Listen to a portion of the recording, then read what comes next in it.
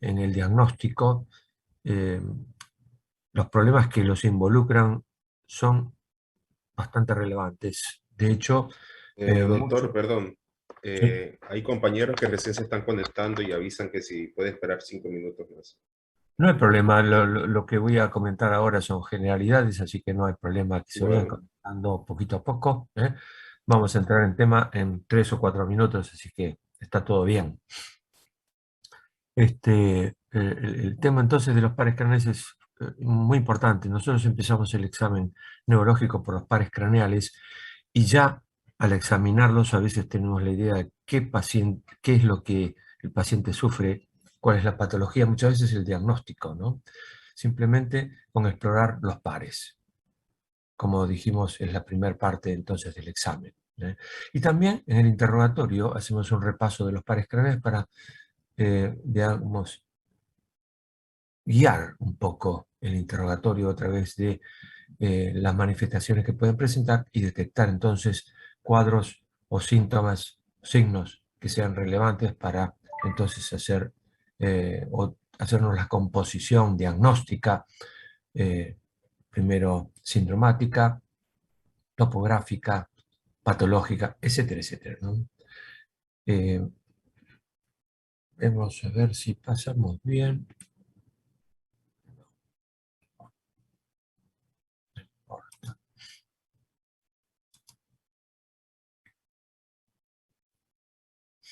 Ustedes en semiología ya vieron cómo explorar los pares. Hoy vamos a hacer un rápido repaso, pero vamos a ver fundamentalmente patología, que tiene que ver con los pares craneales. ¿A qué hora hoy tienen una segunda clase?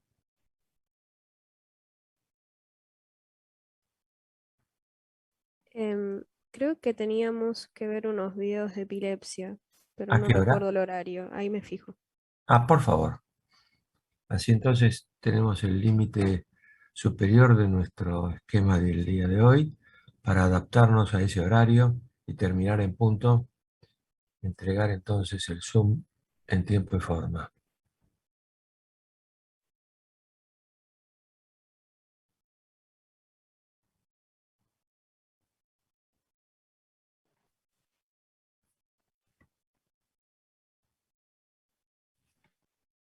Nueve y media, 9:30. sí.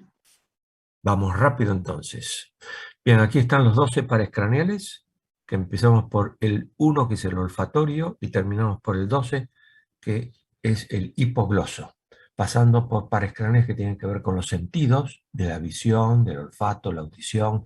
No vamos a ver el octavo par, porque eso ya lo han visto con síndromes vestibulares, etcétera, etcétera. Así que con, ahí- con con ese pequeño huequito vamos a hacer lugar para meter los 12 pares craneales en 1 hora y media, que va a ser un récord, ¿no?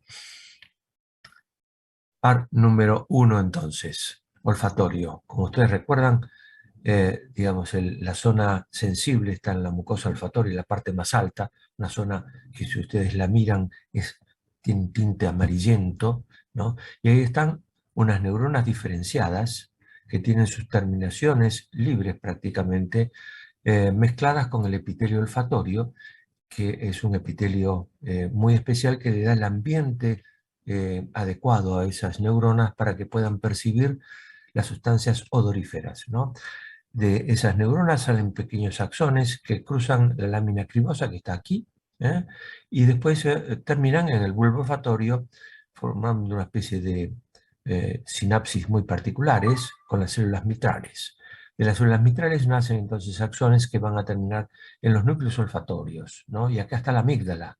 La importancia entonces de este núcleo en la cuestión conductual, afectiva, y el olfato es algo muy importante. Es el espacio perforado anterior donde penetran entonces vasos penetrantes, ¿no? Y esta es la disposición entonces de la vía olfatoria, ¿eh? ¿Cómo exploramos el olfato?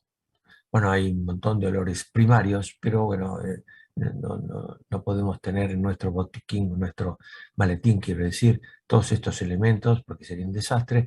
Tenemos algunos de estos que están aquí a la derecha, que es el test de Connecticut. Bueno, estos elementos pueden estar guardados en frasquitos.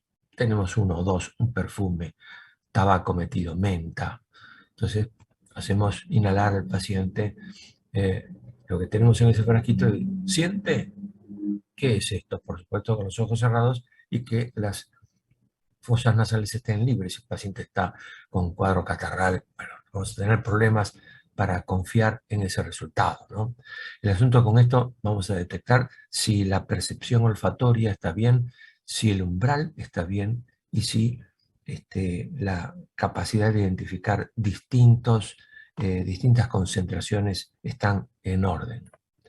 Bien, y las alteraciones del olfato van desde la pérdida a la anosmia, una disminución del olfato, hiposmia podemos llamar, a un fenómeno que es una alucinación olfatoria, como la tiene el paciente que vemos acá una tomografía computada. Estos son los cortes, las órbitas, siguiendo de abajo hacia arriba.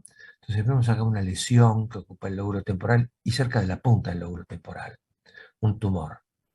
Este tumor entonces puede generar alteraciones o percepciones olfatorias anormales, que son alucinaciones olfatorias. Crisis uncinada se llama. El paciente me dice, doctor, yo siento un olor raro, y no hay ese olor raro. Sospechar esta posibilidad. Bien, y estos son los problemas que podemos encontrar en pacientes que tienen alteración del olfato. Hoy día el COVID-19 es nuestro elemento más común, ¿no?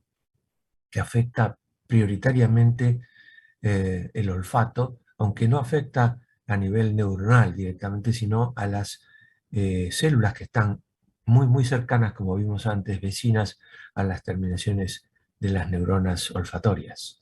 Tumores en esta región, la lámina cribosa, meningitis, traumatismo de cráneo, claro, esa lámina cribosa, digamos, permite el pasaje de los pequeños nervios cuando hay un traumatismo, un golpe en la cabeza, digamos, la inercia produce un movimiento, a veces muy importante, el lóbulo frontal, y guillotina esos nervios. Entonces el paciente pierde el olfato, a veces le cae una gotita por la nariz cuando inclina la cabeza hacia abajo, tic, tic, tic, ¿no? Fístula de líquido cefalorraquídeo por los conductitos que quedan, el nervio se corta, entonces permite la salida de líquido cefalorraquídeo. Hay enfermedades degenerativas que tienen una alteración del olfato y eso es muy importante para el diagnóstico. Un signo premotor en el Parkinson es alteración del olfato, así como también es trastorno en el tránsito intestinal, ¿no? Bueno, ya vimos como manifestación de epilepsia. El primer par craneal, entonces, es muy importante. Segundo par, nervio olfatorio y toda la vía óptica. Muy importante su exploración, ¿no?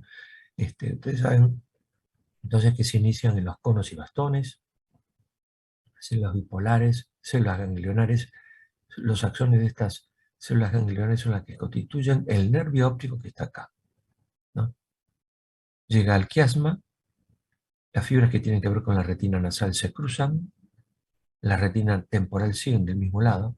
Entonces, detrás del quiasma, cintilla óptica, este es el geniculado lateral, detrás del quiasma, entonces, una alteración a este nivel produce una alteración de tipo homónima, campo visual de un lado con respecto a un ojo y del otro, que corresponde al lado opuesto. Es decir, que una lesión que involucra el nervio óptico acá produce una ceguera, pérdida de visión monoocular.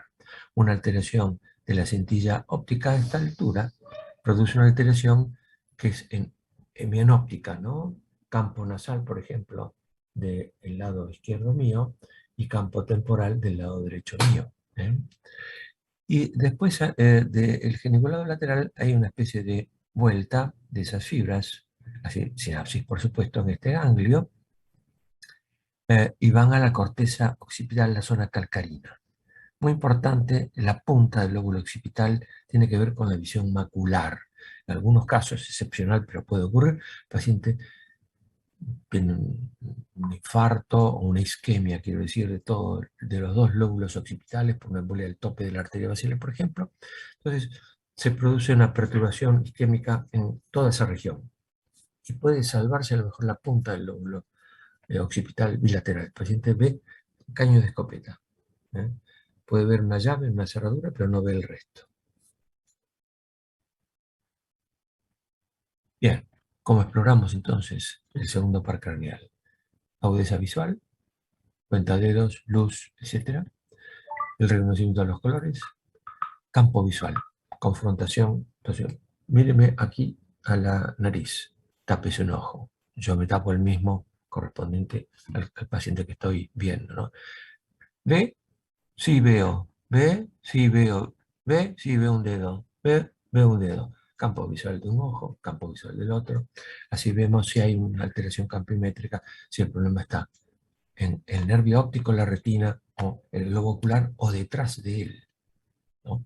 Exploramos también el fondo de ojo con el oftalmoscopio. Y las alteraciones que podemos encontrar son, bueno, una pérdida de visión central, una ceguera de un ojo, de los dos ojos puede ser, una hemianopsia, ya dijimos, la alteración hemianóptica de los campos cruzados es importante, cuadrantopsia, en vez de ser la mitad, es un cuadrante, y también con el segundo par exploramos ciertos reflejos que tienen que ver con la vía aferente, que es el nervio óptico. Y esto no vamos a perder tiempo ahora con todo este esquema, pero es muy importante que ustedes lo repasen, por favor. Están todos los libros, digamos, es la vía óptica, y tienen que tenerla más o menos así para interpretar una alteración visual, porque si no, vamos a empezar a hacer, bueno, a ver la retina, a ver, qué sé yo, ya se perdieron cuando el paciente les está comentando los síntomas, ¿no? Eso tienen que tenerlo fresco más o menos. Entonces, nervio óptico, ¿dónde está el marcador? Acá. Nervio óptico, quiasma, cintilla, radiación óptica, zona calcarina, lóbulo occipital. Y aquí están todas las posibilidades. Recordar entonces una lesión a este nivel 2 es una lesión en el quiasma por algo que empuja de abajo o de arriba, por ejemplo, un tumor celular o una hidrocefalia, un tumor del tercer ventrículo. Entonces eso va a producir una hemianopsia bitemporal. Los dos campos temporales de un lado y del otro se van a afectar. Bien. Con este nervio, el segundo par, exploramos también los reflejos pupilares que vamos a ver rápidamente después. ¿Cómo hacemos? Iluminamos con una linterna globo ocular y observamos que, como la pupila se cierra, no solamente de este lado, sino del otro también. Este es el reflejo fotomotor, y cuando vemos la respuesta en el lado opuesto es el reflejo consensual. También le decimos al paciente, mira a lo lejos, miramos la pupila, por supuesto. Mira acá. El paciente hace convergencia y la pupila se cierra. Reflejo de acomodación. Decíamos el fondo de ojo. Este es el fondo de ojo, un esquema de Netter. Vemos la papila, arteria saliendo, venas llegando. ¿Ven la nitidez de la papila? Esta es la mácula, donde está la mayor concentración de conos. La visión de los colores está fundamentalmente localizada ahí. El globo ocular se mueve de tal forma que la imagen se centra en la zona macular, donde está la visión más fina. Ahora, el fondo de ojo nos puede dar información muy importante de las arterias, de las venas y también de la misma papila, que es la parte terminal del nervio óptico, ¿no? Están viendo ahí un nervio. Y la papila puede tener límites definidos, como en este caso, o puede estar borrada, como en este caso. Miren, si ustedes se imaginan, esta arteria está mostrando una especie de escalón acá. Mejor dicho, es una vena, ¿no? Quiere decir que la papila está, digamos, abombada hacia el globo ocular. Este es otro en blanco y negro. Este caso es edema de papila. Este es un caso de edema de papila, pero también aquí resaltamos que las venas están muy, muy dilatadas, porque en este caso el edema de papila se produce por la obstrucción de una vena. También hay hemorragias. Es blanco y negro, no vemos que es rojo, pero esta es una trombosis de la vena central de la retina. Muchas veces el edema de papila significa un aumento de la presión intracraneana. A ver si funciona esto. Hay varias maneras de medir la presión intracraneana. Cuidado, si ustedes van a colocar una aguja en la región lumbar para medir la presión intracraneana, tienen que primero descartar que no haya una masa por arriba de la tienda del cerebelo, porque no, si no, se puede enclavar, ¿no?, el paciente. Entonces, aclarado todo eso, el paciente ya está estudiado, no tiene nada, sospechamos que tiene un síndrome de aumento de la presión dentro del cráneo, hipertensión intracraneana, que es náuseas, vómitos, cefaleas y edema de papila, que por ahí no es tan rápido para que se desarrolle, ¿no? Pero el asunto es que nosotros podemos medir la presión intracraneana. Esto es un método moderno para medirlo. Se coloca una aguja entonces en la región lumbar, entre L3 y L4 punzamos, colocamos un catéter, en este caso es una medición continua de la presión, y ven ustedes estas onditas. Es la onda de pulso sobre el líquido cefalorraquídeo. Este paciente tiene un síndrome de hipertensión endocraneal, entre comillas, benigno, que quiere decir no tumoral, pseudotumor del cerebro se llama. Vamos a ver cómo, a ver si anda. Vamos. Ahí está. Tos ahora. La presión está normal acá y cuando tose, ¿ven? Ese es el catéter que va hasta la región lumbar. Y cuando tose se levanta. Quiere decir que este paciente está con una presión de líquido cefalorraquídeo prácticamente normal en reposo, pero apenitas hay un aumento de la presión torácica, la presión se dispara a 20 o 30 milímetros de mercurio. La medición normal es por debajo de 20 centímetros de agua. Bueno, segundo par craneal. Repasamos. Pues está el problema en globo ocular, no olvidemos eso, ¿no? A nivel de la retina, a nivel del nervio óptico, a nivel del quiasma, lesiones por detrás del núcleo geniculado y el síndrome de hipertensión endocraneana que comentamos, que puede ser tumoral o no tumoral, ¿no? Los síntomas también pueden ser transitorios, pueden ser permanentes o pueden ser progresivos. Transitorios, por ejemplo, un paciente que dice, doctor, ayer se me fue la visión de un ojo, como una cortina que se bajó y después se le levantó. ¿Cómo se llama eso? Amaurosis monocular transitoria, marcador de enfermedad carotidia, ¿sí? El problema puede estar entonces en un ojo, como dijimos recién, la esclerosis múltiple, por ejemplo. El paciente empieza a ver mal en el centro de la visión, ¿no? La enfermedad carotidia que acabamos de decir. El paciente puede quedar ciego de un ojo. Primero tiene dolor, tiene una arteria aquí que se ve roja, la palpamos, no tiene pulso, ¿no? Está dura. Esa es la imagen típica de la vasculitis temporal y eso puede dar una neuropatía del nervio óptico que le llamamos AION, neuritis óptica isquémica aguda, que puede ser arterítica, como en el caso de la vasculitis temporal, o no arterítica, otras causas.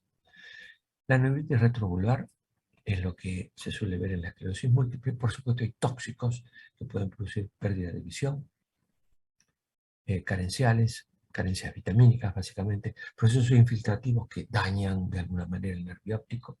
Y hay una enfermedad mitocondrial, por ejemplo, la atrofia óptica del Leber. Hay una lista larguísima de patologías, pero estas son las más relevantes, diría yo, ¿no?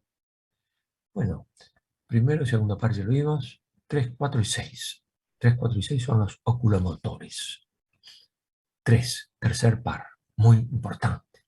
Tiene que ver con la motilidad del recto interno, el recto inferior, el recto superior, el elevador del párpado superior y el oblicuo menor. Cuando se paraliza entonces el tercer par, vamos a tener el párpado caído, el ojo hacia afuera y la pupila va a estar dilatada porque por esta vía van la inervación autonómica de la pupila que tiene que ver con el cierre de la pupila. Si esa inervación está alterada, predomina el factor simpático y la pupila se dilata. Todos estos pares se exploran juntos. El cuarto es el patético, que lo vemos acá. Tiene esta polea, ¿no? Y hace un movimiento ocular que vamos a ver en un momentito. Y después está el sexto par, que tiene que ver con el recto externo, que es este, ¿no? Y que hace que el ojo se vaya hacia afuera. El asunto es que una cosa es en reposo el ojo en la órbita, que está levemente con mirada divergente, y otra cosa, el paciente lúcido que está mirando para adelante. Entonces, cuando estamos dormidos o en coma, estamos con los ojos así, cuando estamos despiertos los ojos se van focalizando en nuestro objetivo que está delante nuestro. Aquí está, entonces, para la patología de este par craneal hay que tener idea de dónde sale, por dónde va, etcétera, etcétera, ¿no? Aquí está la agrupación nuclear, que es por delante del acueducto de Silvio. La agrupación nuclear del tercer par. Sale en el pedúnculo, esta es una zona muy expuesta. Aquí está la tienda del cerebelo, líquido cefalorraquídeo aquí, la arteria basilar está por acá, ¿no? Y se mete en el seno cavernoso, la pared lateral, es el par más alto. Vean qué relación directa hay con la carótida, ¿no? Si aquí, ¿dónde está el marcador? Aquí hay una especie de globito, ¿no? Un aneurisma, lo toca nomás y ya hay una parálisis del tercer par, ¿no? Y aquí está la inervación de los músculos que comentamos antes. Cuarto par, nace por atrás, se cruza, y entonces es el segundo par en el seno cavernoso, después del tercero, en orden de arriba hacia abajo. Y el sexto par está acá, en la protuberancia. Para abajo, nace del bulbo en el surco pontobulbar, quiero decir, y tiene un trámite largo en la base del cráneo, por eso con mucha frecuencia se afecta todos los procesos que están a esta altura. En el seno cavernoso va por adentro, muy vecino a la carótida, ¿no? Y aquí va a inervar este musculito que vemos acá, que es el recto externo. Entonces, los oculomotores se exploran todos juntos, vemos la motilidad ocular y los reflejos pupilares. Aquí están cómo los exploramos. Miramos hacia la derecha, ahí exploramos el recto externo. Y con respecto al otro ojo, exploramos el recto interno, si se mueve bien o no, si uno se mueve y el otro no. Estando mirando hacia afuera y hacia arriba, exploramos el recto superior en el ojo derecho y el oblicuo menor en el ojo izquierdo. Para abajo, el recto inferior en el ojo derecho y el oblicuo mayor en el ojo izquierdo. Esto es fundamental que ustedes lo practiquen y recuerden cuáles son los músculos que están funcionando en esta mirada conjugada. ¿Qué tiene este paciente? Caída del párpado, un solo ojo. Si le levantamos el párpado, vamos a encontrar la pupila dilatada y el ojo hacia afuera. Tercer par. Esta paciente, bueno, además de tener este ojo en compota, por supuesto, vemos aquí que para allá mira bien, para acá no mira bien. Este ojo no va hacia la izquierda, porque tiene una parálisis del sexto par. Este paciente tiene una vasculitis temporal también con afectación de pares craneales. En este caso, no solamente es el par número 2, sino el tercer par. Vean que el párpado está caído, ¿sí? Levantamos el párpado y aquí este ojo hace todos los movimientos y este ojo no va hacia, ni hacia arriba y hacia abajo un poquitito. Va solamente hacia afuera. Vamos a ver este paciente, a ver si podemos... Bien. Este paciente tuvo una embolia del tope de la arteria basilar.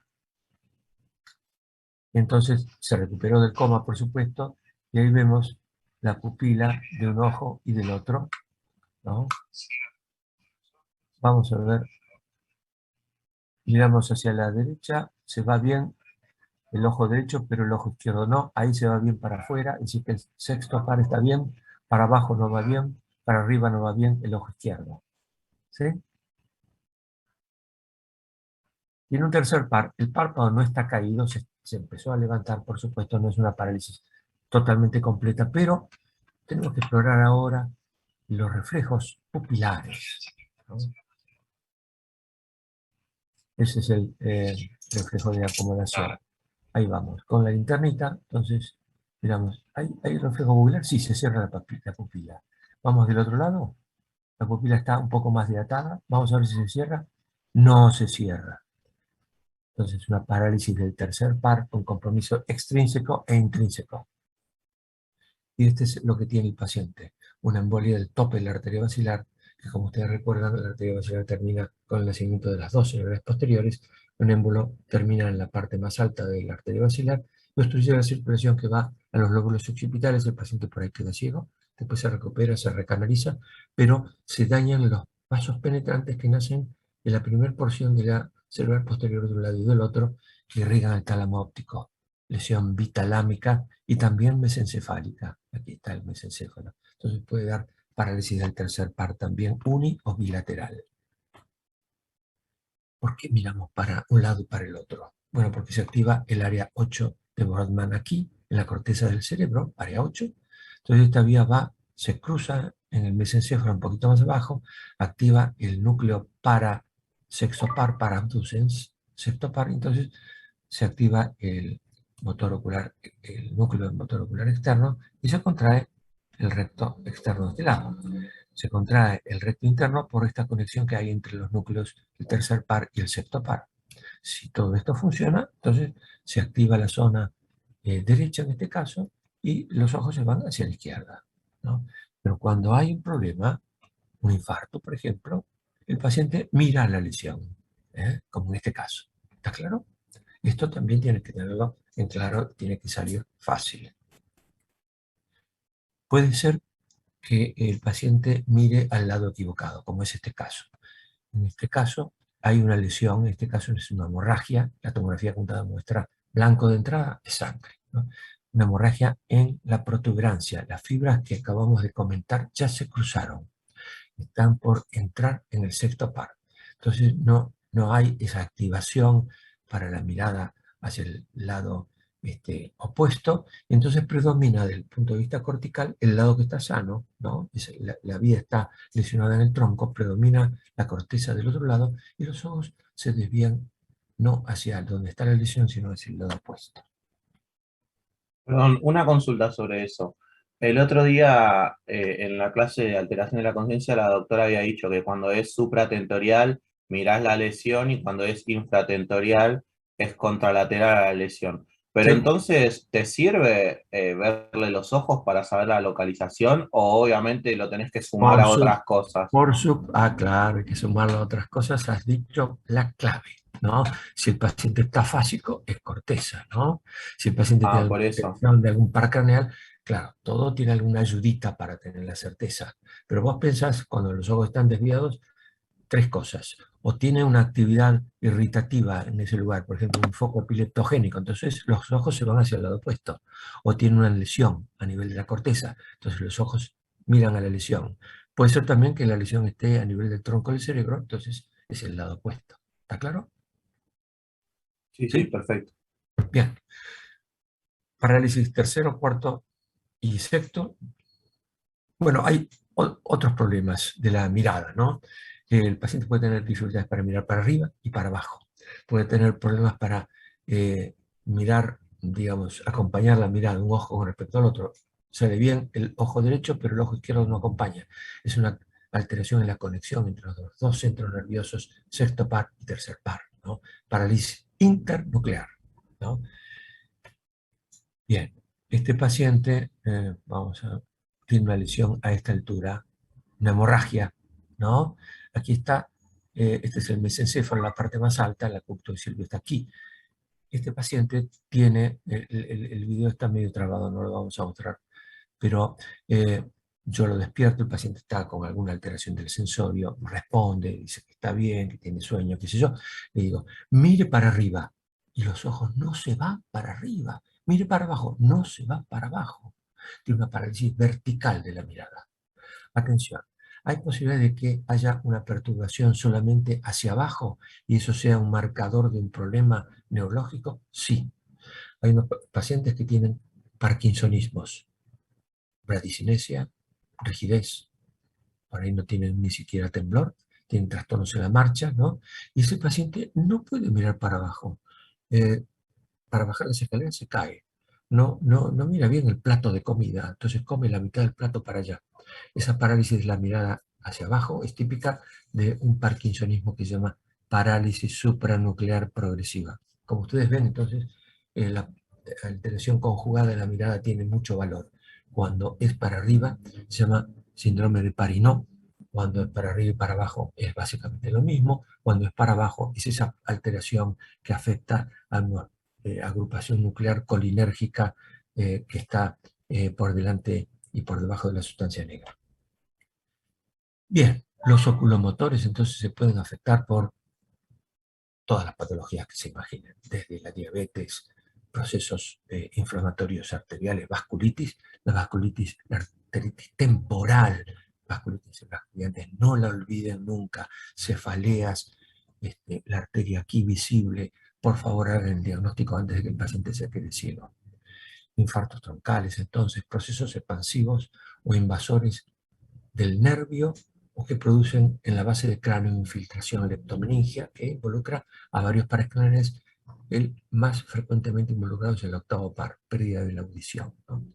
Y procesos extracraneales, claro, los nervios y los pares craneales salen del cráneo y ahí se pueden afectar por cualquier patología infecciosa, inflamatoria, tumoral, compresiva, etcétera, etcétera, etcétera. Rápidamente esto porque es clave. Reflejos pupilares. Con una linterna entonces producimos el estímulo luminoso aquí, la pupila se cierra. Y el otro lado, ¿qué vamos a ver? Que la pupila también se cierra. Reflejo consensual. Mire lejos, mire acá. Los ojos convergen y la pupila se cierra también. Acomodación. Esos son los reflejos pupilares y son muy interesantes para identificar dónde está el problema. Porque el circuito que tiene que ver con este reflejo fotomotor va por la retina, nervio óptico, una colateral va al tronco del cerebro, núcleo de Edinger-Westphal, sale por el tercer par, bueno, ahí se desprende un poquito, va a un pequeño ganglio autonómico y de ahí entonces inerva las fibras circulares del iris. Luz en el ojo, pupila se cierra. Y ese es el consensual. Bien, las pupilas pueden estar diámetro normal, mióticas, midriáticas, o una chica y una grande, anisocoria. Los reflejos ya los vimos, ¿no?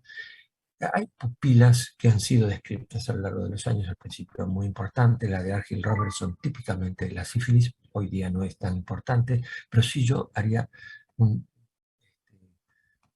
hincapié en una de estas tres, que es el síndrome de Horner. Tienen que saberlo porque ahí está el diagnóstico, seguramente el caso que ustedes tienen frente a ustedes, ¿no? Síndrome de Horner, ¿qué es? Pupila más chica, párpado un poquito caído, no ptosis completa, párpado a media asta, el globo ocular un poquito congestivo, ¿no? Un poquito de noftalmos, alteración en digamos, la secreción, la sudoración facial, ¿no? La congestión conjuntival, un poquito de noftalmos. Esto es típico, síndrome de Horner. Nos da enseguida información sobre dónde puede estar el problema porque corresponde a una alteración del simpático que nace en el hipotálamo, viene por el tronco del cerebro, bulbo, una zona muy importante, el síndrome de Wallenberg tiene un Horner, médula, astas intermedios laterales, donde se puede afectar, ganglio cervical superior, medio y superior, de ahí salta y se pega a la carótida, va por el plexo pericarotidio, de allí nuevamente salta y se mete entonces en la órbita y va a inervar a los músculos radiados del iris. ¿Qué es lo que hace? Dilata la pupila. Cuando hay una alteración en alguno de estos sectores, la pupila va a estar más chica porque predomina el parasimpático que cierra, ¿no? Esta es una lesión hipotalámica, un infarto después de un paciente que tuvo un infarto silviano, quedó esto después de la trombolisis que se hizo, ¿no? Y aquí tenemos un paciente entonces con un infarto vulvar, síndrome de Wallenberg, con esta pupila un poco más chica que esta, ¿sí? Síndrome de Horner, ¿no? Y este otro paciente también tiene un síndrome de Horner, tuvo una disección carotidia, porque, bueno, cuando se mete la sangre en la pared arterial, este corte interrumpe las pequeñas arterias que irrigan el plexo pericarotidio que está acá, rodeando a la arteria carótida. ¿Sí? Muy importante entonces síndrome de Horner. Par número 5.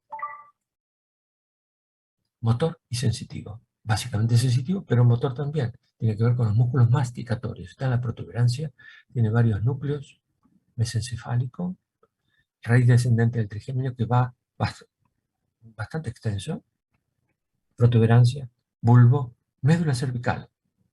Si se afecta este núcleo descendente, tiene que ver con una alteración sensitiva que va a encascar el cebollado. Por ejemplo, esta alteración es la protuberancia, ¿eh? Esta alteración es bulbo, esta alteración es cervical superior, cervical inferior. Si tiene el paciente tiene hipoestesia en este sector, piensen que puede estar más abajo del agujero occipital. Bueno, las neuronas sensitivas están en el ganglio de Gasser y tienen estas 3 ramas que las vemos aquí saliendo, ¿no?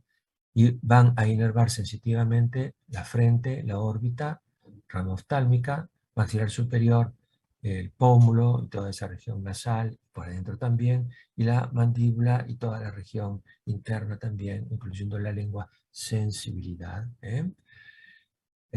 Y aquí están las neuronas, entonces el ganglio de Gasser, una zona que está en la punta del peñasco, muy cerca de la carótida también, ¿no? Aquí está, bueno, eso lo vamos a ver aquí mejor. Aquí están naciendo entonces, salen del cráneo por el agujero oval, redondo mayor, y esta es la órbita directamente de la primera rama. Vean, aquí está el seno cavernoso. En el seno cavernoso, la parte más alta está el tercer par, después le viene el cuarto par, y después están las raíces que corresponden al quinto par. Primera rama, segunda rama y tercera rama. En la parte posterior del seno cavernoso están las 3 ramas, la parte media están 2 ramas y la parte anterior solamente la rama oftálmica. Bien, aquí está entonces el seno cavernoso, tercero, cuarto, quinto, primera y segunda rama, porque está en la parte media. Y este nervicito que tenemos aquí al lado de la carótida, ese es el plexo entonces venoso, el seno cavernoso, este es la hipófisis, el quiasma, es el sexto par. Bien, bien, esa es la alteración sensitiva típica del trigémino. Entonces, la rama, primera rama, segunda rama y tercera rama. Estos son los músculos masticatorios que inerva. Pterigoides, externo e interno, y el macetero, muy importante. Importante el reflejo maceterino. Hoy exploramos la totalidad de ese nervio, ¿no? La aferencia por el trigémino y la deferencia por el trigémino motor. Y esto es muy importante del reflejo miotático. Cuando está vivo, la alteración de la vía córtico-espinal es por arriba del agujero occipital. Cuando este está normal y el reflejo bicipital está vivo, el problema está entre estos 2 reflejos, protuberancia y la región C5, C6, C7, C6. Bien, quinto par. Puede darse por alteraciones de la sensibilidad, hipoestesia, anestesia, alteración de la masticación, dificultades en la apertura bucal. La alteración de la sensibilidad puede ser central, ya vimos en cáscara de cebolla, o periférica, oftálmica, maxilar superior y maxilar inferior. Hay una distribución entonces central y otra periférica. Además de esa alteración de la sensibilidad, el paciente puede tener dolor. La neuralgia del trigémino es típica, ¿no? Hay formatos de neuropatías del trigémino esenciales, causas, digamos, no vinculadas a patologías como las que vemos ahí abajo, fracturas, tumores, aneurismas, herpes zóster, etc. O sea, neuralgia esencial, dolor muy importante, como una descarga eléctrica, dura muy poquito. No tolera ni siquiera el viento que le da en la cara, no se puede lavar la cara, no se puede cepillar los dientes porque eso le produce una descarga. Típicamente esos pacientes tienen lo que se llama gatillo. Se toca, le parece el dolor. Neuralgia del trigémino esencial en ese caso, o puede ser sintomática a cualquiera de estas entidades, ¿no? Esta paciente, ¿qué tiene en esta zona de la segunda rama? Tiene una erupción herpética, herpes zóster. Otra paciente con herpes zóster en la región oftálmica, ¿no? Cuidado, este paciente también tiene un compromiso del septo par. Vean que este ojo no se va hacia afuera, ¿no? Porque tuvo una vasculitis que involucró el septo par. Muchas veces el septo par, el zóster produce vasculitis de las arterias intracraneales, ¿no? Y aquí se ve la erupción, cómo quedó, enrojecimiento, etcétera, etcétera. Muchas veces esto también sucede a nivel de la córnea y el paciente puede quedar con una severa lesión de la transparencia de esa estructura, ¿no? Bien, tenemos 45 minutos para hablar de los pares que vienen, ¿no? Vamos a descansar unos 3 minutos, ¿está bien? Para llegar a punto a las 9:30. ¿Les parece bien? Porque vamos a ver algunos videos, nos va a llevar 40 minutos la clase que viene. ¿Está bien? Bárbaro. Sí, Bueno, sí. muchas gracias. Meto, entonces cargo la clase y largamos, ¿eh? No se vayan muy lejos.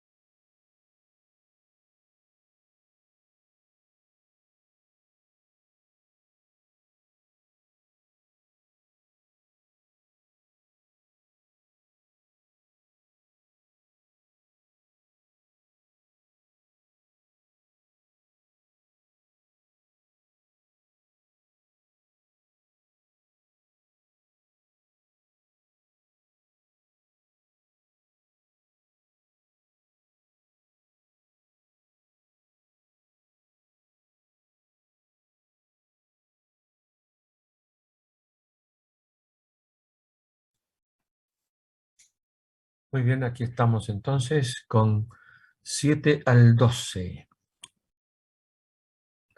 ¿Qué pasa? Sí. 7, nervio facial, par craneal, muy importante. Todos son importantes, pero este, desde el punto de vista semiológico y diagnóstico, es clave, ¿no? Aquí está el par craneal, que es motor, pero también lleva una pequeña parte de la sensibilidad del conducto auditivo externo y la sensorialidad, el gusto de los 2/3 anteriores de la lengua. Esos dos elementos, sobre todo el gusto, es muy importante para saber dónde está la alteración que involucra el par craneal séptimo. Núcleo, entonces, aquí vemos, está en la unión casi bulbopontina, se va hacia atrás y da una vuelta sobre este núcleo motor, que es el sexto par. Así que en esta parte, que este es el cuarto ventrículo, ¿no? Hace una especie de preeminencia, una eminencia en el piso del cuarto ventrículo. Aquí, si tenemos la mala suerte de una lesión, puede Doctor, involucrarse. ¿Sí? perdón, no se ve el cursor, el mouse. ¿Se ve ahora? ¿Se ve? Yo no lo veo. No, No, ¿No? no se ve. No. qué raro. Pero-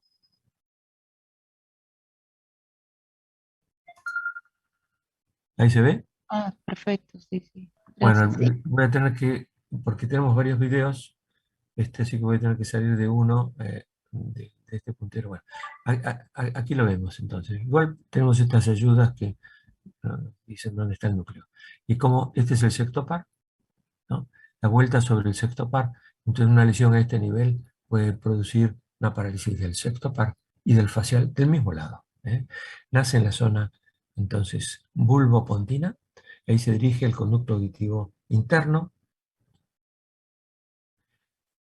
y tenemos aquí, entrando entonces el conducto auditivo interno, da una vueltita, se mete en el peñasco, y en esta zona hay un ganglio que tiene que ver con la inervación de los 2/3 anteriores de la lengua, del conducto auditivo, toda la parte sensitiva y algunos aspectos autonómicos también pasan por ese sector, se llama ganglio geniculado. Esa curvita, entonces, está en pleno peñasco y el nervio facial sale por debajo, a la región mastoidea, por el agujero estilomastoideo. Se mete en la parótida y se puede dividir en varias ramas, pero hay dos predominantemente, una que va para arriba, para la región facial superior, y otra que va para la región facial inferior, incluyendo el cutáneo del cuello.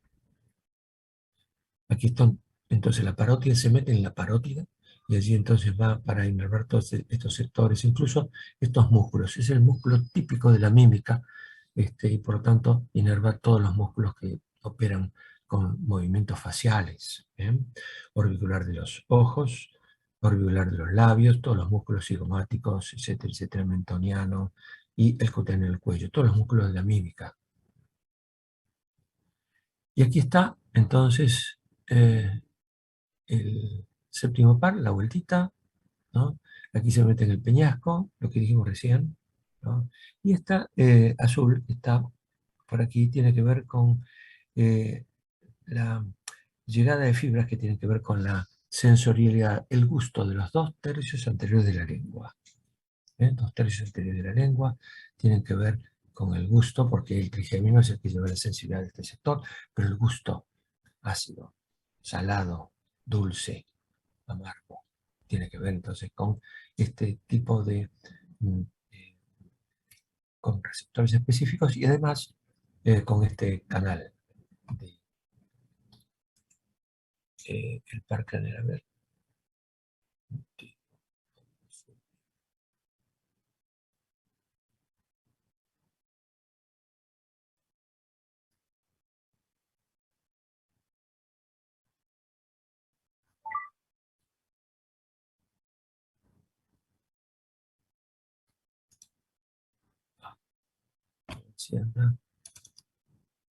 No, maldición.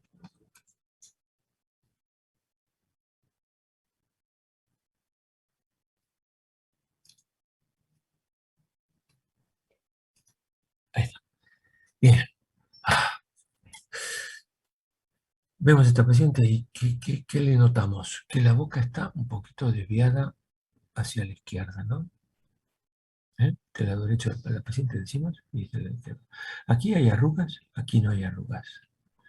Esta hendidura palpebral es bastante parecida a esta. Cierra los ojos fuerte. Fuerte, fuerte, fuerte. No lo cierra acá, Más fuerte. no lo cierra. Eso es porque tiene parálisis del lado derecho, ¿no? Abre la boca.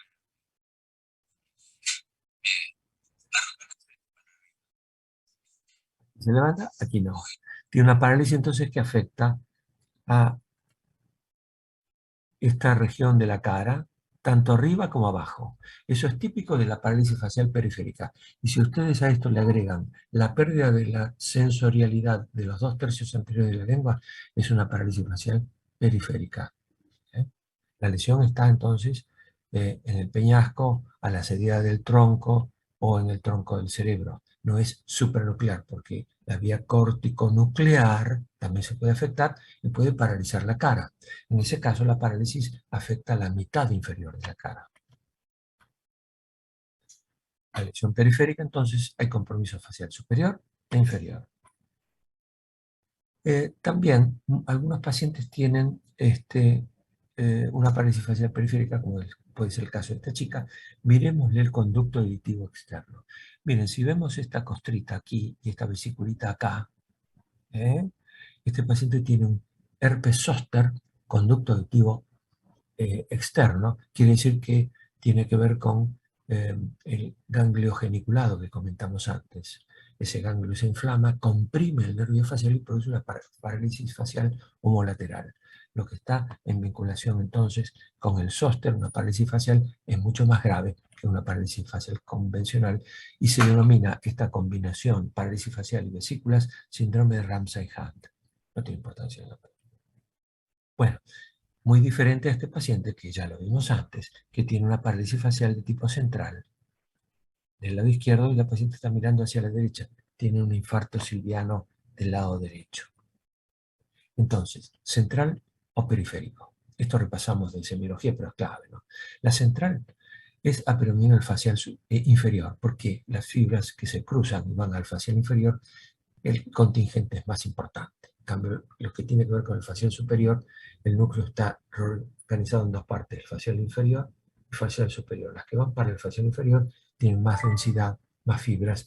Las del facial superior tienen menos fibras y además tienen inervación homolateral bastante significativa. O sea que el facial superior se afecta menos cuando el compromiso es de la vía córtico-nuclear, es decir, supranuclear. Central, predomino facial inferior y es cruzada. Periférico, hay similar intensidad superior e inferior y es del mismo lado. La parálisis puede ser, estamos hablando de par craneal periférica, puede ser de un lado. La más característica es la parálisis tipo Bell. Dolor mastoideo, el paciente amanece a la mañana con alguna dificultad para cerrar el ojo y aquí se le está desviando y se le cae un poquitito la salida por acá, toma el desayuno y se le cae el café con leche por acá. Se asusta enseguida, cree que es un ataque vascular cerebral. Puede ser, pero lo más probable es que sea una parálisis facial tipo Bell. Es una parálisis facial, digamos, muy común en ciertas épocas del año. Se supone que puede ser de causa viral que afecta al nervio facial, ¿no? A veces es el herpes zóster el que afecta, es raro, pero digamos, puede ser. Lo más común es alguna variante de un herpes de evolución siempre benigna. El problema es que a veces queda una secuela, que es una parálisis, digamos, en el auricular de los párpados. Eso puede producir problemas a nivel de la córnea, úlceras y a veces situaciones muy graves, ¿no? Pero en general es benigno y al mes el 90% de los pacientes se recuperan. En estos momentos estamos viendo algunos pacientes que después de vacunarse con COVID tienen parálisis facial periférica. Eso es una forma autoinmune de parálisis facial, ¿no? Entonces, el Guillain-Barré es otro trastorno que da con bastante frecuencia parálisis facial bilateral. trastorno sensitivo que empieza por las piernas, trastorno motor que va subiendo y el paciente no puede cerrar un ojo o no puede cerrar los dos ojos, ¿no? ¿Qué es lo que pensamos? Síndrome de Guillain-Barré. Ojo con el botulismo que afecta a la unión mioneural, sarcoidosis y otros procesos autoinmunes, como dijimos en este caso, vacunaciones. También existe la Perdón, doctor, no me quedó claro la diferencia entre central y periférico. No lo quería interrumpir. A ver si me lo podía repetir de nuevo. Disculpe. Esto es clave. Esto es clave. El núcleo del nervio facial, que vimos dónde está, en la protuberancia, tiene dos segmentos, por decirlo así, dos partes. Una que tiene que ver con el territorio facial superior, de la cara para arriba, digamos del pómulo para arriba, y otro del facial inferior, del pómulo para abajo. Esas agrupaciones nucleares tienen distinta inervación desde la corteza al núcleo, distinta densidad de fibras. La que tiene que ver con el facial superior tiene inervación bilateral y es más densa la que es homolateral. Entonces, bueno, cuando se afecta la vía córtico-nuclear, para el facial superior se afecta menos. Para el facial inferior se afecta mucho la cruzada. Entonces el paciente con una lesión en este hemisferio va a tener una repercusión en la mitad inferior de la cara y menos en el facial superior. ¿Está bien? Ok, perfecto. Ya. Este es un paciente, no voy a activar el video, pero no puede cerrar los ojos. Y empezó teniendo trastornos sensitivos y motores rápidamente progresivos que involucraron los miembros superiores. Tiene un síndrome de Guillain-Barré. Y loco está así, y cuando habla, está, prácticamente habla así, porque no puedo ver la mitad inferior de la boca, tampoco de la cara, y tampoco puede cerrar los ojos. Tiene una parálisis facial periférica. ¿Cómo exploramos la motilidad facial haciendo muecas de distintos tipos, cerrando los ojos, como hicimos recién con la paciente? Esta paciente está sobrepasada de Botox. Bueno, pero algunos pacientes no solamente pueden tener trastornos del nervio facial con producción de parálisis de distinto tipo, facial inferior, completa, superior e inferior, sino que pueden tener movimientos involuntarios. Miren ustedes a ver si sale. ¿Lo ven? Bueno, en este caso, el paciente tiene una crisis distónicas faciobraquiales, pero lo que vimos al principio, ese movimiento en el orbicular de los párpados, es típico del hemiespasmo facial. Es un proceso, entre comillas, benigno, que se ve con más frecuencia en las mujeres, más de 50, 60 años, empieza a latir el párpado y a veces se va al facial inferior y es muy incómodo porque a veces incluso tiende a cerrarse el ojo y a tirar un poquitito de este lado. Muchas veces se puede ver que hay el nervio facial, en una resonancia magnética podemos ver el nervio facial y una arteria muy cercana, la AICA o alguna rama de esa arteria que está casi tocando, la arteria facial casi tocando el nervio facial. Ese latido permanente sobre el nervio facial puede producir algún tipo de lesión sobre el nervio que genera una descarga espontánea a ese nivel. ¿Y qué es lo que produce? Bueno, el movimiento, entonces el auricular de los párpados. Hemiespasmo facial. También, ojo, puede ser un fenómeno convulsivo como es en este caso que estamos viendo, ¿no? Que afecta al auricular de los párpados, pero en este caso que estamos viendo también afecta a la mano. Miren cómo tiene la mano que se está flexionando. Bien. Octavo par, entonces no lo vemos, por suerte. No, nos vamos a... Bien. 9 y 10. Tienen que ver con la deglución. Nacen en el bulbo. Digamos, tiene que ver con esta agrupación nuclear anterior, ¿no? Motora.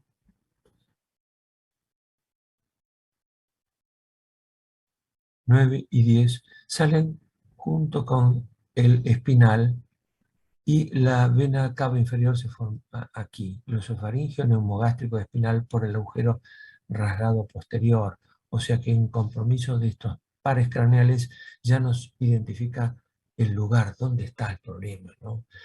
El noveno par tiene que ver con músculos que tienen función deglutoria, constrictor superior de la faringe, velo del paladar, ¿no? Y también va por ahí, por el noveno par, la sensorialidad, quiere decir el gusto del tercio posterior de la lengua. Los 2 tercios anteriores van por qué nervio? Facial. ¿Sí? Y el tercio posterior va por el globo esofaringeo.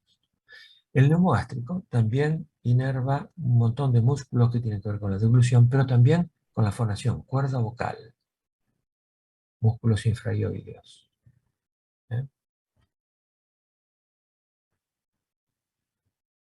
Esta es toda la inervación motora, este es el agujero desgarrado posterior, también algo de la inervación sensitiva del pabellón auricular. Bien, y esto es lo que les comentaba, el gusto del tercio posterior de la lengua. Bien.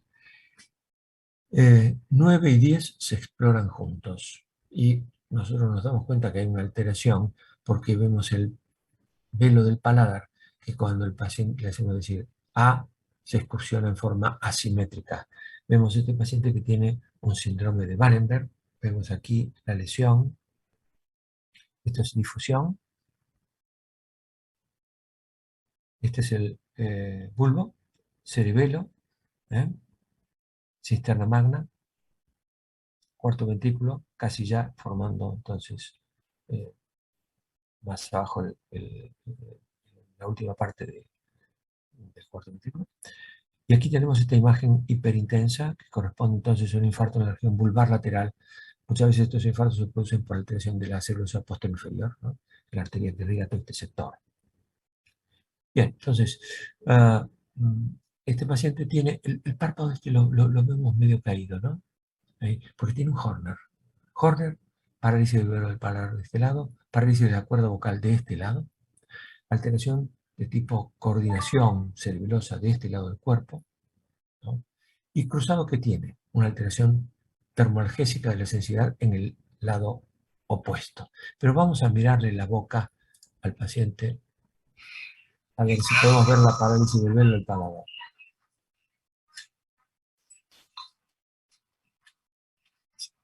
A ver. A ver. Ahí vamos a ver que el velo se va hacia la derecha. Ahí está. ¿Sí? ¿Vieron que el velo se va para la derecha? ¿Por qué hacia la derecha? Bueno, porque hay una parálisis entonces de este lado del velo del paladar que tiene que ver con el 9 y 10 de este sector. Además, el paciente habla de una forma especial, como si tuviera 2 gargantas. Voz bitonal por parálisis entonces, de la cuerda vocal. Por supuesto, el paciente suele tener náuseas, vómitos, vértigos, nistagmos, etcétera, etcétera. Doctor, ¿elevación del velo del paladar es del noveno o el décimo par? 9 y Noveno. 10 es el noveno. Pero estamos explorando los dos y seguramente tiene alguna participación en mayor o menor grado el 10 también, pero básicamente es el 9. Gracias. No importa, los dos se exploran juntos y con esto ustedes saben que hay una tensión 9 y 10. ¿Sí?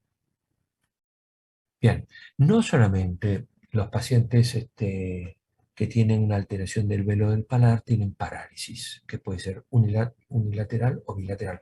A veces la parálisis es bilateral por una alteración que no está en el nervio, que está en la unión neuromuscular, por ejemplo, la miastenia. El paciente no puede tragar. O tiene una enfermedad de neurona motora que afecta a los núcleos a nivel del bulbo. Entonces, tiene una deglución importante, no funciona ninguno de los dos nervios. Pero otras veces hay movimientos involuntarios del velo del paladar. Uy, maldición. Como vamos a ver aquí.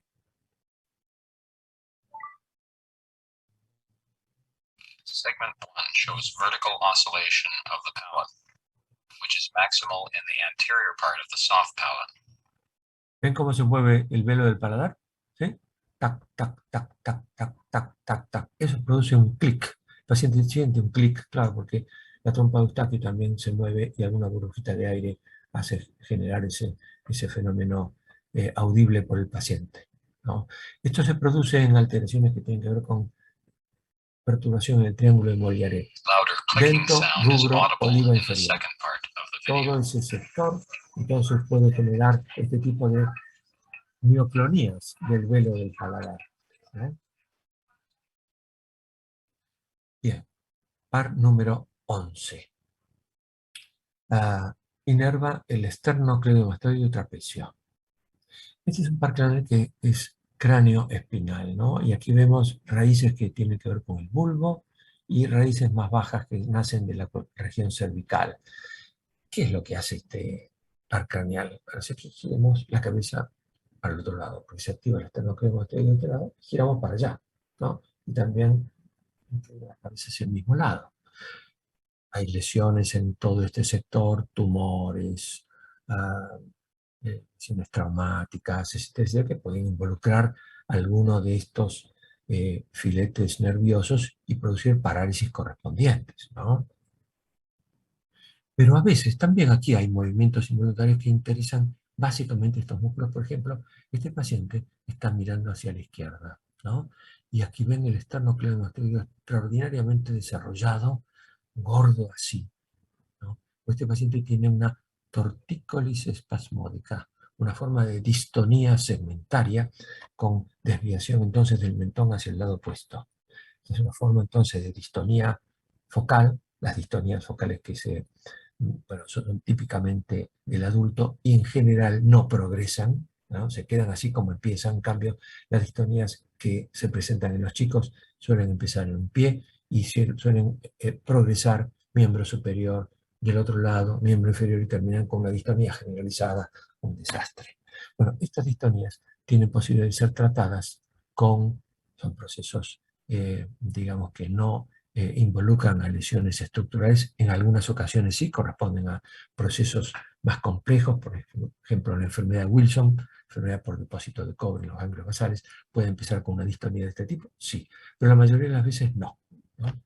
Son alteraciones funcionales de los circuitos que interesan a los ganglios basales, ¿no? Vamos a ver este paciente. Así. Ahora nos ponemos de pie. Bueno, este paciente tiene este problema que empeora con las acciones, vean cómo se levanta el brazo. Entonces, hay el fenómeno no solamente es segmental, focal del cuello, sino que tiene que ver con el brazo superior, es decir, que es un fenómeno segmentario. Pero ven la torsión del cuello, ¿no? Si le hacemos una tomografía frontal, miren cómo está este esternocleidomastoideo extraordinariamente desarrollado, ¿no? Terrorífico. Bueno, es otra paciente que los que estuvieron conmigo el lunes la vieron, y le pusimos toxina botulínica. Esta paciente tiene esta desviación del cuello hacia la derecha, está producido por también contracción del esplénio del cuello del lado derecho, del trapecio del lado derecho y un poco del esternocleidomastoideo de este lado. Así que estos fenómenos distónicos involucran en forma a veces bilateral a los músculos del cuello. ¿Por qué? Hay cocontracción, quiere decir contracción de los músculos agonistas del movimiento y antagonistas al mismo tiempo, predomina uno sobre otro y se produce la torsión. Algunos de estos pacientes con tortícolis espasmódicas tienen un truco neurosensorial. Se tocan por ahí el mentón, está la cabeza torcida, se toca el mentón, se pone derecho. Eso es relativamente común en algunos pacientes con este tipo de distonías. Bien. Y en los 3 minutos que nos quedan, vamos a ver el par número 12. Aquí está la agrupación nuclear específica para el par número 12. Claro, es un par craneal muy importante. Hablamos porque tenemos una movilidad lingual extraordinariamente importante. Está en la región posterior del bulbo, el núcleo que tiene que ver con el 12. Esta agrupación nuclear manda sus axones, salen por el agujero condilio anterior. Traumatismo de cráneo, que tienen que ver con este sector, pueden involucrar y pueden producir una parálisis del 12, ¿no? O lesiones a nivel de la salida del nervio, o lesiones a nivel de la base de cráneo, un proceso invasor, leptomeningio, una carcinomatosis meningio puede involucrar el octavo par y otros pares craneales a esta altura, ¿no? Y progresar, ¿no? Entonces, ven ustedes la salida de este nervio y a dónde va a inervar la lengua, piso de la boca y algunos otros músculos, los suprayoideos, este vientre anterior del digástrico y músculos básicamente linguales. El asunto es que, como lo exploramos hablando, ya vemos que la paciente habla bien y le decimos, saque la lengua afuera. Eso se produce por la activación de los genioglosos, que son los músculos que sacan la lengua para afuera. Cuando hay una parálisis periférica, la lengua está atrófica, como en este caso. Aquí se ven surcos que no están de este lado. El volumen de esta hemilengua es mayor que del lado derecho, y la lengua se va hacia el lado enfermo. ¿Por qué? Porque empuja el geniogloso sano. Ojo, en estos casos, así como el nervio facial, estos pares craneales fundamentalmente motores, hay posibilidades de lesión central y periférica. Entonces, así como dijimos para el nervio facial, la parálisis central es cruzada, la parálisis del velo del paladar central es cruzada, la parálisis del 12 central es cruzada. En ninguna de ellas, las centrales, hay atrofia de la lengua, sino que la lesión central se afecta a la vía córtico-nuclear.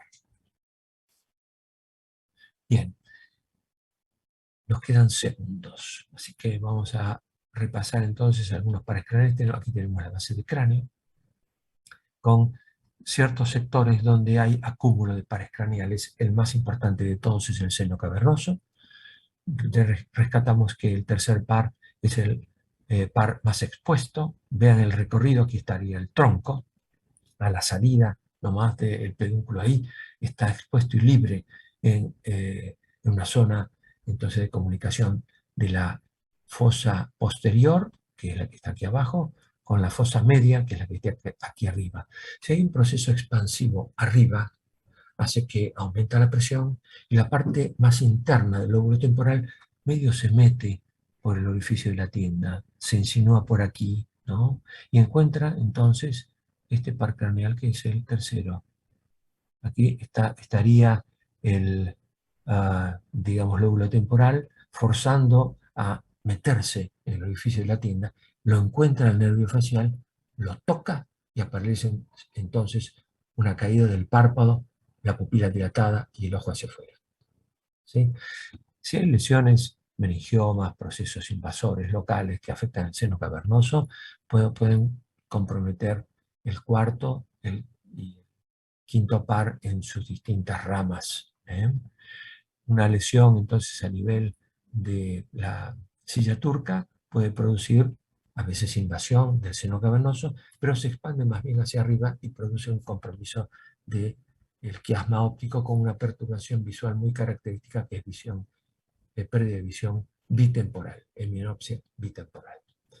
También otra región que involucra varios pares craneales es toda esta región del clivus, pares craneales que vienen desde el 12 para arriba, y aquí está el paquete que tiene que ver con el facial, el acústico y el vestibular, conducto auditivo interno. Bien, tiempo cumplido. ¿Alguna pregunta? Y dejamos libre para la clase que viene. ¿Sí?